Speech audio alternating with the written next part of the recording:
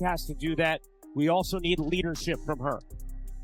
Oh. That is going to be a foul on Jewel Lloyd, and they're going to take a look at that. Yeah, that might be upgraded. See, Jewel, as she was fighting over, I think, felt that she got hit, but then she just went right in. You'll have a chance to see it on this replay. Minimum, it'll be a personal foul on Jewel Lloyd, but could be more. Everyone thinks they know the story of the Indiana Fever's playoff run. But what actually happened in Game 5 against the Aces is so much stranger than what you've been told. It starts with a series of calls so lopsided they redefined home court advantage and changed everything about how we see the WNBA. Was this truly a loss, or were they robbed by officials determined to keep them from winning? Think about it. Aliyah Boston fouls out on a clean rebound. Kelsey Mitchell gets hammered all night, ending up hospitalized. Odyssey Sims drops 27 points, clipped without a whistle. The outcome? Always leaning Vegas's way. If you thought this game was fair, you simply weren't watching. This wasn't a defeat, it was a brazen theft. A series stolen right out from under a team that fought through chaos and injury. And that theft? That's the hidden truth. Nobody is letting slide. Do you feel like this game between the adversity but also the resilience was just like a microcosm of this whole season? And did that, in a way, like, you're like, oh, we've been here before? Yeah, I mean, that's what Steph said in the huddle. Like, we're built for this moment when Kelsey went down, and then we're challenging the call on AB. We've been here before, so it's just so unlucky. So crazy that had to happen tonight. What if the biggest opponent the Fever faced wasn't the two-time champs, but a referee crew with a hidden agenda? That's how the entire series started to feel. From Game 1, a disturbing pattern emerged that fans couldn't ignore. Every time Indiana made a push, the flow of the game was mysteriously interrupted by calls that tilted possession right back to Vegas. This wasn't just questionable officiating. It felt like a choreographed disadvantage. One chilling example saw Aliyah Boston tagged for touch fouls that NFL quarterbacks would shrug off. Meanwhile, Kelsey Mitchell and Lexie Hull fought through defenders practically draped on them all series, yet the whistles stayed silent. By the end of the first 3 contests, the Fever's frustration wasn't with their own play, but with how the game was called. These weren't random mistakes. By Game 3, the imbalance was glaring. Free throw numbers tilted heavily toward the Aces, meaning easy points and a clear shift in momentum. It's impossible to sustain defensive intensity when every stop risks a foul, while Indiana battled through near tackles at the rim without the same whistle. Even coach Stephanie White admitted the inconsistency made planning impossible. How do you strategize when a screen is illegal one trip and ignored the next? Fans noticed. Media voices started whispering bias. Some even suggested special treatment for Aces stars, fueled by a narrative the league seemed to ignore. As the numbers stacked up, the free throws, the missed calls, it became terrifyingly believable. This wasn't coincidence. This was a trend threatening competitive balance, and by Game 4, no one could deny it. The ball goes up. Aliyah Boston. I don't think that's a foul. To Indiana, and a late loose ball foul is called against. Are you joking me? This is not an ending. It's the launch point. Caitlin Clark returns next season. Boston becomes stronger from this experience. Mitchell, Hall, and Cunningham represent the guts and fight needed to build a powerhouse. What Fever fans saw wasn't just one playoff run stolen in the semifinals. It was the building blocks of a dynasty waiting to happen. And that's why any anger over what the league took away immediately folds into belief in what this team is about to become. What if the most important part of this story isn't how it ended, but what it started? While the Las Vegas Aces move on to celebrate another final appearance, the Indiana Fever walk away with something far more valuable, proof they've officially arrived as a threat in this league. A fact whispered among insiders and shouted by fans. A 6th seed no one expected to be standing at this point just pushed the Las Vegas Aces to overtime in a deciding Game 5, even while dealing with the kind of adversity that would have broken most teams. Think about what this roster went through. The Fever had 6 season-ending injuries. They needed hardship contracts just to keep a full rotation on the floor. Their most important player, Caitlin Clark, missed nearly the entire season with injuries, limited to just 13 games. And yet this group didn't fold. They beat higher seeds. They won elimination games. They went into Las Vegas against a fully loaded Aces squad and refused to back down until the very end. That's not the resume of a team still finding itself. That's the resume of a team that just put the whole league on notice. That shit was rigged. Like, the Indiana Fever fought so hard, but like, they literally had 8 injured players. They had 8 injured players, and Aliyah Boston fouled out for phantom fouls. And they still got to overtime. Like, you can't deny that, like, You can't, like, the Indiana, they did everything in their power to try to rig that game in regulation. And Indiana just didn't go away. Kelsey Mitchell didn't even get the chance to help in those final minutes. She'd been pummeled all night with physical defense. Arms draped, hips checked on drives, yet 0 whistles. Her body finally gave out midway through the third. After knocking down a 3, she grabbed at her leg, collapsing, and had to be helped to the locker room with muscle cramps. 15 points already, still the anchor of their offense. Yet the only response she got from Vegas defenders was more bumps, more hacks, and 0 accountability from the referees. Meanwhile, other ugly moments piled up. Dual Lloyd shoved Lexie Hull so hard, fans expected a flagrant review, a call that would have leveled the playing field. Nothing. Natasha Howard got raked across the eyes. Silence. Odyssey Sims absorbed contact all night, even clipped on a drive in overtime, and somehow ended up being treated like the initiator. The official numbers told the story too. 25 fouls called on the Fever. Vegas, on the other hand, practically lived at the free throw line. Ja Wilson alone made 10 trips to the stripe. Boston, fighting under the rim every possession, managed only 2. You don't need an advanced stat sheet to see the glaring imbalance in that. Imagine fighting for your season while every foul call feels like it's already been written against you. That was Game 5 for the Indiana Fever. This wasn't just about X's and O's anymore. It was about dodging phantom whistles and trying to survive when every ounce of momentum kept getting funneled back to the Las Vegas Aces. Despite all of it, everything you think you know is about to change. Because Indiana, down players, down calls, down their leader in the middle, still refused to quit. They battled until Odyssey Sims exploded for 27 points, carrying them back into a tie at the end of regulation. The game went to overtime, not because the whistle gave them life, but because they simply refused to hand the Aces a win. It wasn't just resilience, it was defiance. And that defiance defined the Fever far more than the scoreboard ever could. But what truly makes this group special isn't just how they endured what many perceived as corruption. It's the raw fire every single player brought to that run. Look at Odyssey Sims, a player not even on the roster for most of the year, signed late on a hardship contract, who suddenly turned into the heartbeat of the series. In Game 5, she poured in 27 points, dished out 6 assists, and shot 50% from the field. She carried Indiana when their offense broke down, blowing past defenders and finishing through contact that officials never rewarded. Her layup late in regulation tied the game, sending everyone into overtime with the belief that maybe, just maybe, this was the night the whistle wouldn't decide it at all. Sims wasn't just playing well, she embodied the grit and fearlessness that gave the Fever life in their toughest moment. Boston sitting on the bench with foul trouble. Indiana refused to vanish. They clawed, they pushed, and they nearly pulled off the impossible, even sending the game to overtime.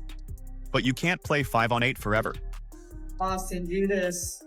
Just back her way down. Typically, players do not go down when she makes that contact. Here, Gustafson goes, gets the foul call. The ball goes up. Aliyah Boston. I don't think that's a foul. Kelsey Mitchell's night reminded everyone why she's considered one of the most dynamic guards in the league. Before her body gave out mid-third quarter, she was flat-out unstoppable. 15 points, 3 of 3 from deep, a presence Vegas had no answer for. She came into that semifinal as the offensive leader, and even as defenders pounded her on every cut and drive, she never backed down. Watching her collapse with lower body cramping after fighting through so much contact was heartbreaking. Yet even that detail somehow fit the story. Mitchell gave every ounce she had until her body physically forced her out. For Fever fans, her injury only amplified the pride in her fight. Then there was Aliyah Boston, who once again carried the front court in ways the box score never fully shows. Even in limited minutes due to the foul calls, she scored, rebounded, and kept demanding the ball inside. She lived under constant pressure, wrestling for position on nearly every possession. Boston still made her presence felt in both paint scoring and anchoring the defense until referees sent her off with that brutal 6th foul in the closing moments. That moment summed it all up, dominating physically, outworking everyone, then having the chance ripped away by a phantom call. This is some bull crap. They're going to just shove Lexie Hull and then say that's a common foul. Like, this is not unnecessary force. Are you kidding me? If this how this game's going to go, like, I'm sick just watching Lexie Hull get beat up. Lexie Hull gave the kind of performance that gets remembered long after the game ends. Playing through a back injury most players would have sat with, she still managed 12 points, 7 rebounds, and 3 assists. Her defense was everywhere, flying into passing lanes, diving after deflections, cutting off drives. It wasn't just the stat line. After the game, Hull stepped forward as one of the strongest voices demanding accountability in the league. Her actions on the court and her willingness to speak up after showed why Indiana fans are ready to rally behind her every season moving forward. She wasn't just playing injured, she was pledging herself to the team and the game. But here's where it gets really crazy. Shea Petty was another quiet hero. 13 points, including 3 from deep, right when the Fever desperately needed someone to step up after Mitchell left. Her ability to stretch the floor kept Indiana alive, forcing the Aces to defend honestly and giving Sims the space she needed to shine. Those minutes mattered immensely. Without Petty's confidence to take those shots, Vegas would have buried Indiana under another whistle-driven run, completely shutting down their comeback attempt. 3 things I didn't like. Look at that. Smacked her arm and her entire body. Honestly, could have been a flagrant foul. Look at this. And she's going to scream like she got all ball, like she's so excited. Like anybody could go through somebody's entire body and get a block shot. Like you should be seeing if she's okay. Gosh dang. And then why do they hit Howard in the face, but they don't review these and give him technicals like they do on the Fever? And then we all saw that one. They called that a basketball play. Bullcrap. This is not an ending. It's the launch point. Caitlin Clark returns next season. Boston becomes stronger from this experience. Mitchell, Hall, and Cunningham represent the guts and fight needed to build a powerhouse. What Fever fans saw wasn't just one playoff run stolen in the semifinals. It was the building blocks of a dynasty waiting to happen. And that's why any anger over what the league took away immediately folds into belief in what this team is about to become. What if the most important part of this story isn't how it ended, but what it started? While the Las Vegas Aces move on to celebrate another final appearance, the Indiana Fever walk away with something far more valuable, proof they've officially arrived as a threat in this league. A fact whispered among insiders and shouted by fans. A 6th seed no one expected to be standing at this point just pushed the Las Vegas Aces to overtime in a deciding Game 5, even while dealing with the kind of adversity that would have broken most teams. Think about what this roster went through. The Fever had 6 season-ending injuries. They needed hardship contracts just to keep a full rotation on the floor. Their most important player, Caitlin Clark, missed nearly the entire season with injuries, limited to just 13 games. And yet this group didn't fold. They beat higher seeds. They won elimination games. They went into Las Vegas against a fully loaded Aces squad and refused to back down until the very end. That's not the resume of a team still finding itself. That's the resume of a team that just put the whole league on notice.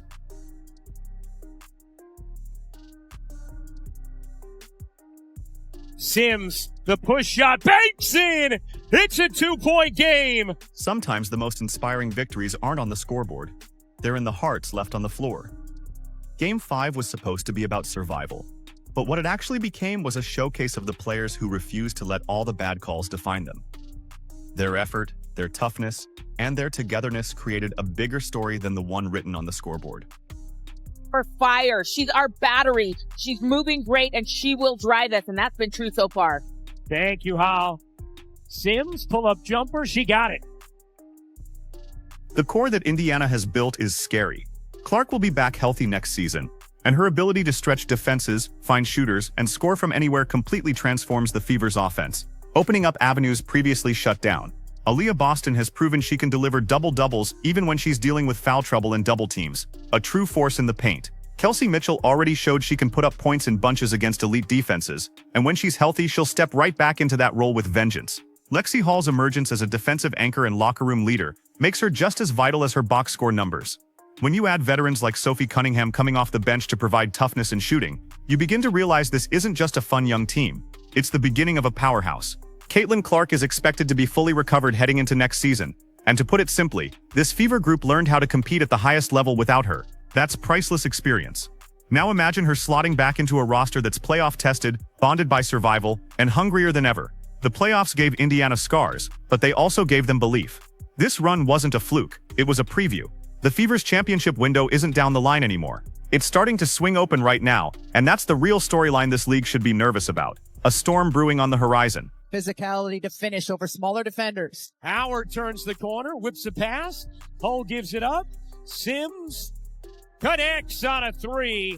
Odyssey Sims now with 12 points. Can't hit the mid-range. Mitchell pursues the board. Another chance for Indiana. That's been a theme in the early going. Mitchell a 3 is good. More second chance point. Right around the rim. Mitchell an open look. She got it from 3.